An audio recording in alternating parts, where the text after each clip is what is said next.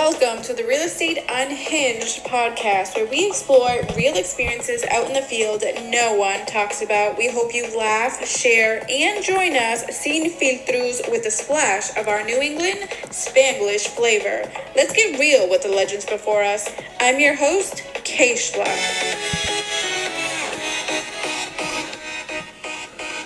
Hey guys, it's been a while since I've been on this podcast. I need to do a better job of being more consistent with this thing.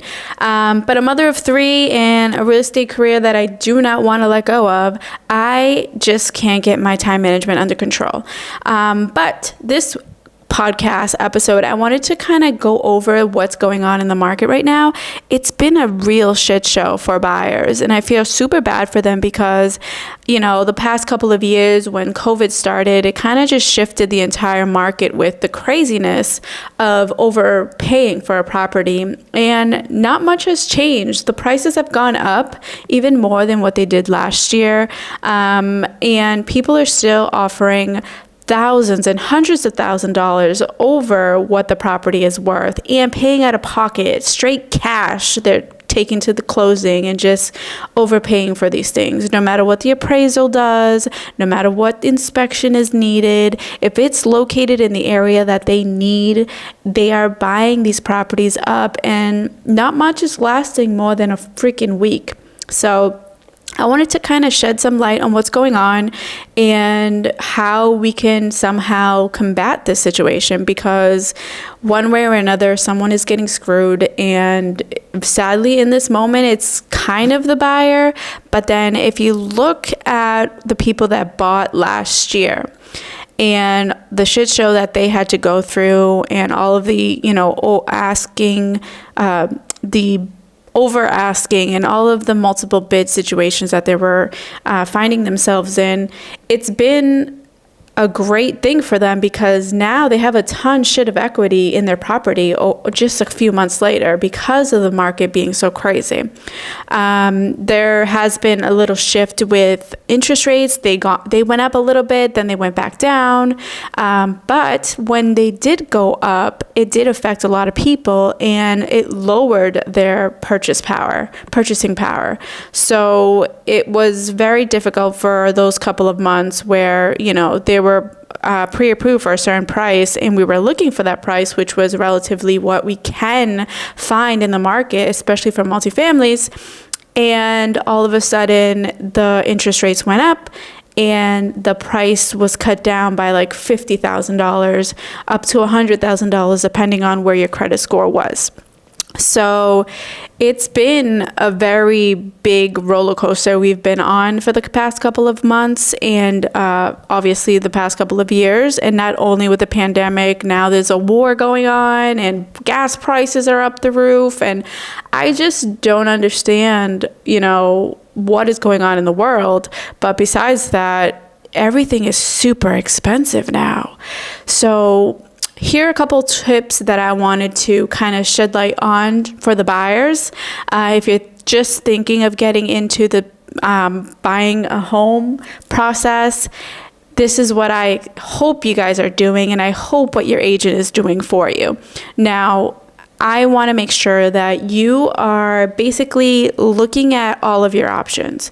I want to make sure you're looking at all of the money that you could possibly gather and just have it ready just in case, because it's not like back in the day where we can just get pre-approved for an FHA loan and then, we can just pick a house and that was it.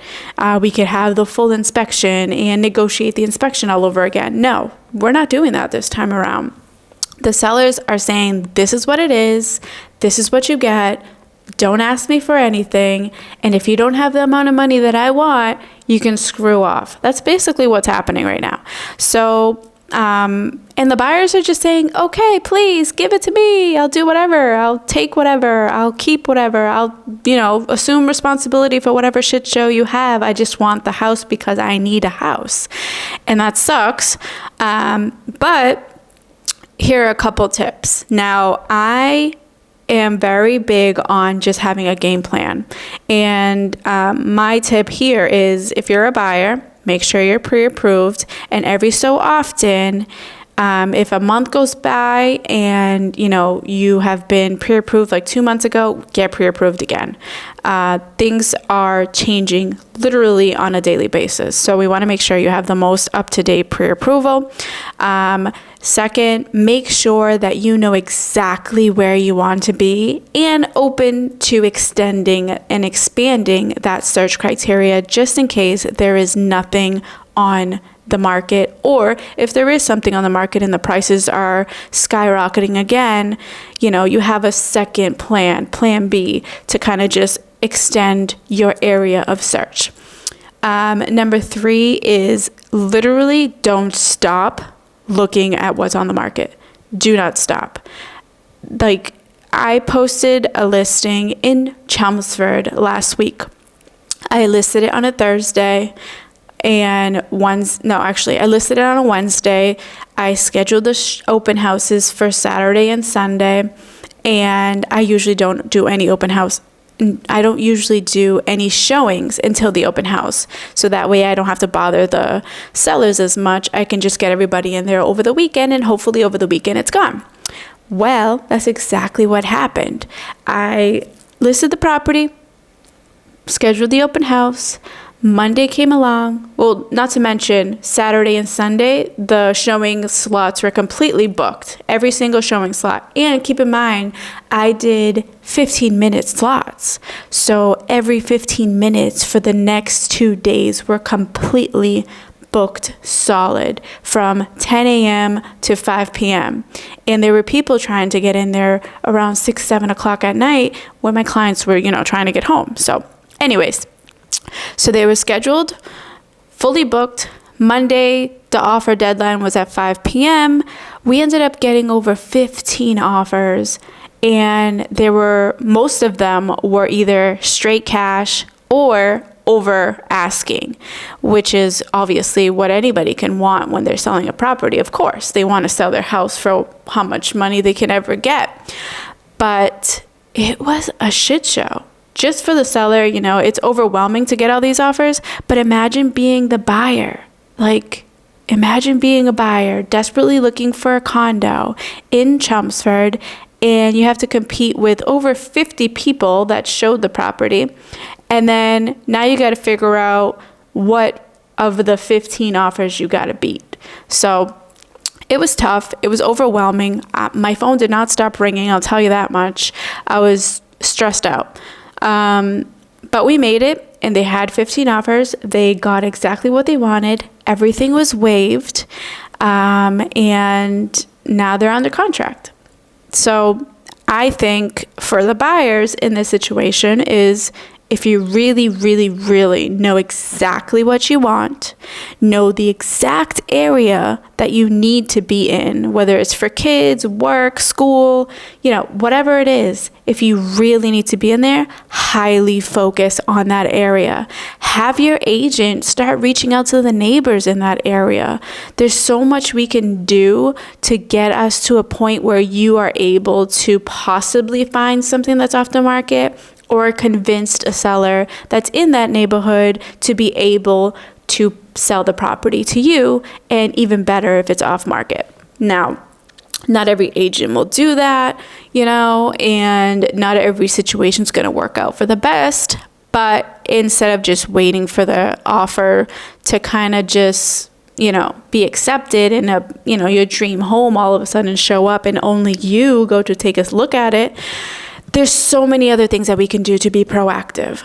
Also, obviously, if you can be, and have a compromise on what you're looking for, and expand that search like I asked, and, be patient. I know there's a lot of people that do have a time frame, and they want to be in their new house before school starts or before school ends, and just, timing matters to a lot of people. So that's another thing. And also, another tidbit for making an offer is offering to pay for the seller's closing costs. It shouldn't be too much, usually taxes and prepaids, things like that. And obviously, make sure, you put a budget in there. You don't want to, go to closing and find out that the seller never paid their taxes for like the past 10 years and now they got to pay for it. So that's a big thing. Make sure that you have a limit. Make sure you have that extra cash.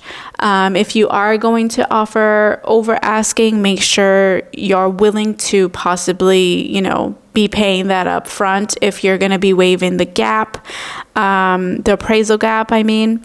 And if you don't know what an appraisal gap is, that's basically when a bank is sent to the property to make sure that you're not overpaying for a property, basically in this exact situation, and you're paying X amount, and the bank says, well, no, it's not worth that, in my opinion, it's only worth this. Now, that difference is the pay gap. So if you agreed to a pay gap, that's what you're paying. And it doesn't matter what it is. If you waive the complete appraisal, you're paying whatever difference it is. There's no negotiating. It's right there in the writing, in the contract. So always have a limit if you don't have the money to be able to pay the gap, if there is a major gap. And your agent should be explaining that to you to make sure that you understand all of the liability, because it is such a big thing. It's out-of-pocket money. You're going to be losing that real quick. And, that hurts, especially when it's hard-earned money. That hurts when you lose something. So that's another tidbit. What else can I think that can help? A lot of people are doing rent backs right now. So basically they're purchasing the property, but the seller hasn't found their perfect home either because of how crazy the market is. So what we do is, what? Why didn't it go all the way?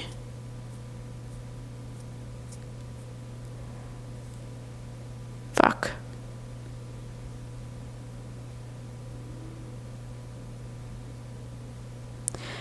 Let's just take that off. Why did it do that? 1 minute, technical difficulties. Alright, so how do I fix the problem? And I'm sorry if I swore and that offended you.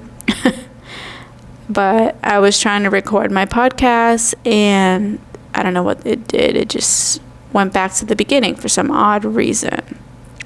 And obviously it was my fault. Okay, let's start from here. And let's continue our conversation because it's very important. Where's the thingy? Nope, I don't want that thingy. I don't want that. Okay. Can I start here? Where am I? Go all the way out. I promise I'm almost done. I just need to make sure that I record this because I need to keep my own promises. Okay? It's very important to do that. Let's go. Let's go. Let's go. I didn't realize how many. Okay. Where am I? Whoop. Right here. Okay, let's play. Okay, so I'm back. Sorry, technical difficulties. Just starting to do this again. So I mustn't have set up my my whatever it's called, my podcast software correctly. Anyways, so yes, so ask if they want to have a rent back. So they're selling the property to you and then they pay you rent to stay a certain amount of months until they can find a property for themselves, or they already found the property and they need time for it to close. So there's many options where you can make it comfortable for the seller in order for them to be accommodating to you and be able to sell the property to you. So the more accommodating you are to the seller, the more likely chance they are to be accepting your offer. And obviously the money matters. If you're making an offer and it's below asking, then don't even bother, because in this market it's just not going to happen. Try to have a high enough escrow deposit as well. That's very important to a lot of people. I had a seller that was very stuck on the escrow deposit. So that was something that I don't necessarily always look at, but it does matter to make sure that you're actually a strong buyer. You have the money in your bank, and it proves that to the agent, to the seller. And that money technically goes towards your down payment at the end when you close. But in the event that you decide to get cold feet, you do risk losing that money if you just decide to walk away without no legitimate reasons. And if you are already waiving the inspection and the appraisal, what other legitimate reason would you have? So just keep that in mind when you're making these decisions. I also had a situation occur last week on that property that I got under contract quickly. I had the neighbor of my client actually want to purchase the property, and the neighbor knew the neighbor well, so he was inclined to helping him out. And I spoke to the buyer real quickly, and I said, hey, if you have an agent, please make sure they reach out to me before we put it on the market, because I know it's going to go really fast. So if you want your opportunity, just make it happen and have her submit an offer. Well, it turned out that the agent and the buyer were not on the same page, and it took over a week for them to get their shit together and to offer exactly what the seller was looking for in order for them to be able to sell the property off market. And I went back and forth with the agent a couple times, but it was a hard conversation every time we had a conversation. And in real estate, it's all about who you know. It's all about how you treat people. And obviously, you don't want to go into business or do a deal with someone that's going to be creating a shit show along the entire process. We want a smooth sailing deal. So I was very upfront with them, and I said, hey, listen, this is what he needs. He is upgrading his space. He needs X amount to make sure that he has enough time to be able to find his next property. As long as he has a time frame, everything else should be smooth. And my seller didn't care about anything else. He just wanted to make sure he had enough time to find his own property.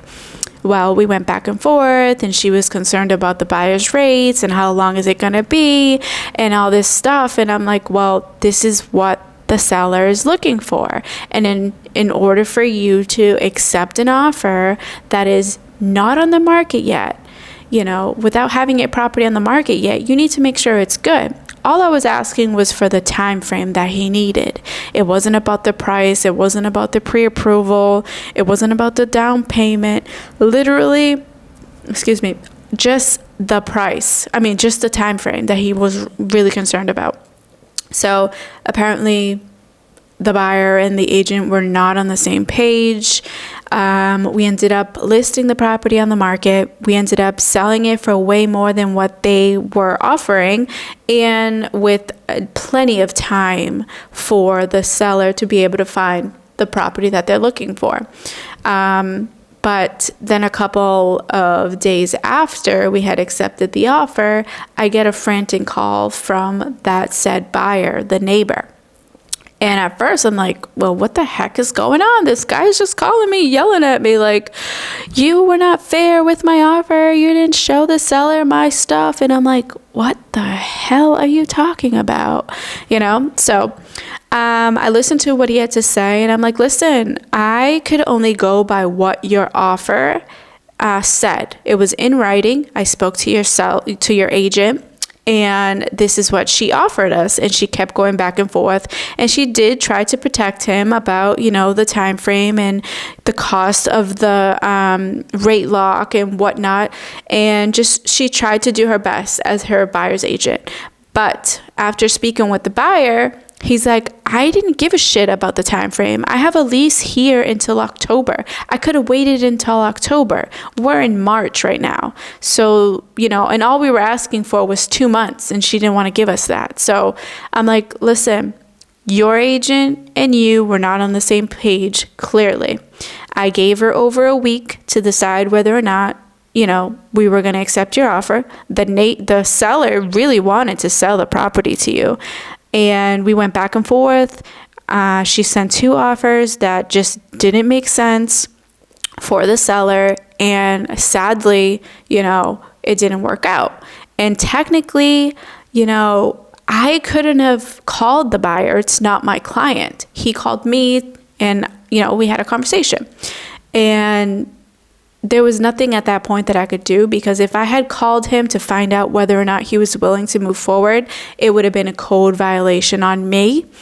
But then after I spoke with him, since he called me frantically after the whole thing had, passed, I found out the real truth, that the agent and him were just not on the same page. She didn't realize that this property meant a lot, and that he had changed his future plans, thinking that he was going to get this house because it was going to be his house, So clearly they weren't on the same page. And that just, killed me inside, because I try really hard to get a property sold, especially if you're neighbors. Like, come on, we want to make sure that morale stays good in the complex. So it sucked, and it was a learning curve for him to realize that, not every agent is listening to exactly what you're doing. And that's another thing for you guys as buyers is, make it crystal clear to your agent exactly what you want, because they may think that they're protecting you,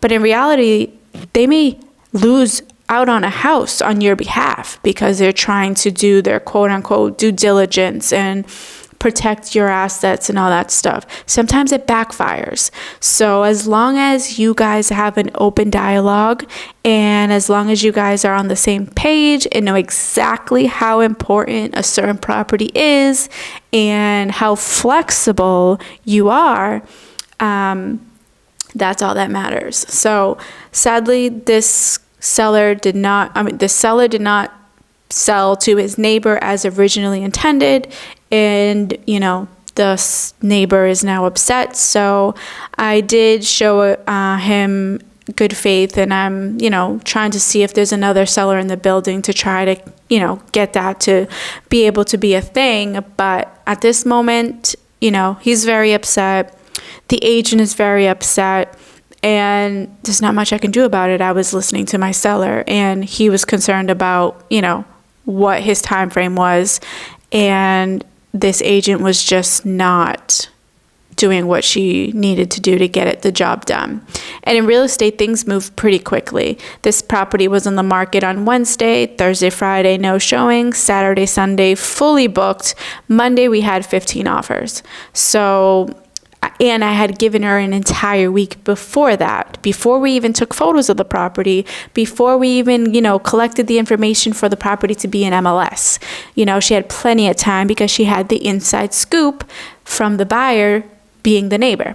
So it happens. I mean, hopefully she learned her lesson. Hopefully the buyer learned his lesson, and now they're on the same page. But it sucks if you don't have people on your team that understand how important certain things are and exactly what you're expecting from them. So what else can I share? Let's see. So I told you guys, just to recap, high deposit for escrow deposit for your offers. Offer to pay closing costs for the sellers. Offer to pay for rent back if they need more time. And be on the same page. See if you can waive the inspection, if you can waive the appraisal. There was someone that was offering free pizza, free tacos. Like, be funny. It catches attention. What else was there? Be creative. There probably is something I'm forgetting to do, but those are the main ones. Offer to pay their expenses in the moving. There was somebody that actually paid for their movers. I don't know what else, but there's so many ways to be creative in this market. There's so many ways to help out a seller. Moving sucks in general. So helping them move, providing pizza for moving day, like just simple things that make a world of a difference to a seller. And it just works out. People like the human touch. So if you're thinking, if you realize they have animals in the in their house while you're touring the property, offer some dog treats. You notice they have kids, offer some, I don't know, kids stuff, events, tickets. I mean, at one point it will go to bribing, but, it's just funny, creative ways where people are thinking outside the box to get their offers sold. It can get really crazy in this market, which is pretty funny to see, pretty dangerous, and sometimes it's just not fair. You're just not going to get the property. And that sucks, and I get it. But in my opinion, when you don't get something you really wanted, it just means that it wasn't meant for you at that moment. And the universe has a mysterious way of getting you exactly where you need to be at the exact point in time that you need to be there. So, all right, I'm going to wrap it up this time and give you guys a little break. I'm going to do this on a weekly basis now. Let's hope if I can keep that together, that promise to myself. Let's see how good of a promise keeper I am to myself. So see you guys later and see you on the next session. Bye-bye.